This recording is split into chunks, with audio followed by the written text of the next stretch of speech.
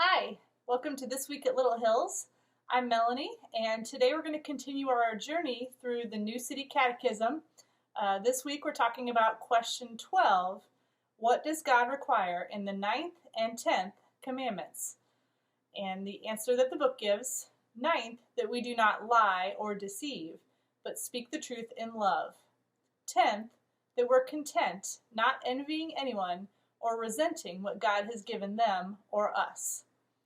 So these last couple of commandments, it's kind of getting down to where it's starting to feel a little bit more difficult.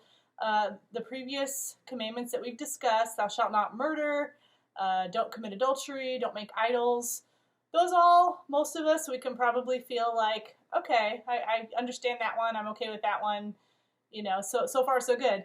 But with these ones, these things start getting a little bit more personal for a lot of us. So the first one, the ninth commandment, that's the one that says you shall not bear false witness against your neighbor. At first thought, a lot of us can go, well, okay, yeah, I don't lie. I'm an honest person. I tell the truth to the best of my ability. But when we really get down to it, it's a lot more, it can be a lot more nuanced than that. Our Tuesday night Bible study that we have online every week, last week we were talking about Rahab and about how in the book of Joshua, how Rahab she had to lie to keep the spies alive and to help them escape. She had to lie to the authorities in her town. So we were discussing about whether that was a good thing. Was that a sin? Did she have to ask forgiveness for that?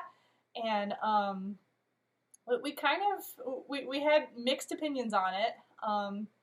It did save the men's lives, and Rahab did go down in history, so to speak, as a woman of faith, because she had faith and she did that and she saved the spies. But it was through a lie. I mean, there's really no other way to put that.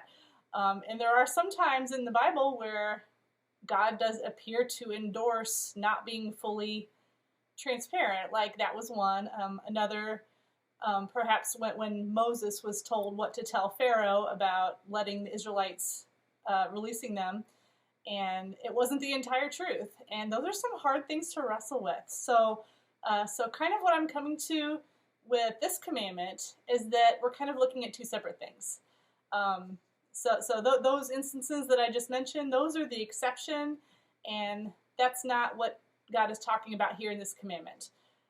So what I think this commandment is about bearing false witness and not lying, is that you're not to do that out of self-preservation and self-centeredness, because 99% of the time when we don't fully tell the truth, it's for ourselves. It's not to save someone's life. It's not to, not tell the truth that we're, hiding, protecting people from, evil forces. That's usually not it. It's usually because we're afraid we're going to get in trouble, we're going to get caught on something, or we don't want to hurt somebody's feelings, and we want ourselves to look good. So that, I think that's what we're talking about here with this. Because all these commandments too, I mean, these are about not having our focus on ourselves. It's about loving God and loving others. So, I mean, Jesus himself, he said that he is the way, the truth, and the life. So, accordingly, we're to model our lives after Jesus, if we believe in him and he's the center of our lives. So, we're to live in integrity and without deceiving others. So, this is, if we keep our focus on him and we have him as our priority, then that kind of tends to fall into place. And we're not lying to deceive others as self-centeredness. Okay, the other commandment that we're mentioning here, the 10th one, that we're content and not envying anyone. Now this one too, especially nowadays, I mean, I don't think it's ever been easy, but right now it seems like more than ever we have kind of a window into other people's lives through social media, and it's very easy to compare what we have and what other people have, and it's just, it's not an easy thing. So the commandment in the Bible, you shall not covet your neighbor's house, you shall not covet your neighbor's wife, or his male servant, or his female servant, or his ox or his donkey or anything that's your neighbor's. So to covet, that means to want something very much, to just something that someone else has. You just, oh, they have it and I don't, and I want it. And that's just something that I need in my life. And that's what we're talking about here, is just this really strong feeling of I want something someone else has. It's envy. And that kind of makes me think of that song, I Wish That I Had Jesse's Girl. I mean, that whole thing of someone else has something, if we only had it, we'd be happy. And I think that's another thing where we're getting our focus off of God and onto ourselves. This is something that I want. And this our eyes off of God and our eyes off of others. We're not happy that the other people have these things. We're just thinking about how we want them. And I mean, our whole economy is kind of structured that way to make us want things we don't have. Advertising, trying to get us to buy things, especially as the holidays are approaching. Everything looks good. The JCPenney catalogs, when I was a kid, you'd go through and circle all the things. Ooh, I really want that. This is something I want. And it's hard to get past that. It seems like the further we go, the harder it is. But like I said, with the other commandment, I think the focus here is the key to combating this tendency that we all have. If our focus is on God, then we're not thinking about, oh, this family got to go on this great vacation, and I could never afford that. Oh, this person has this really cool new piece of technology, and I will never be able to have that.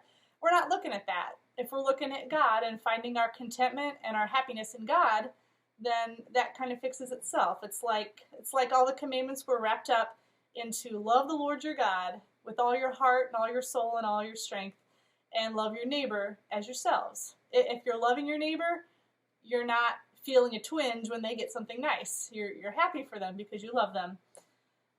So I just think that those encapsulated all those commandments into those two things, and obviously it's sometimes more nuanced than that, but I think if we can keep those two things at the forefront, that's something that would please God, and I think that would just help us out a lot in trying to work out our faith, is love God and love others.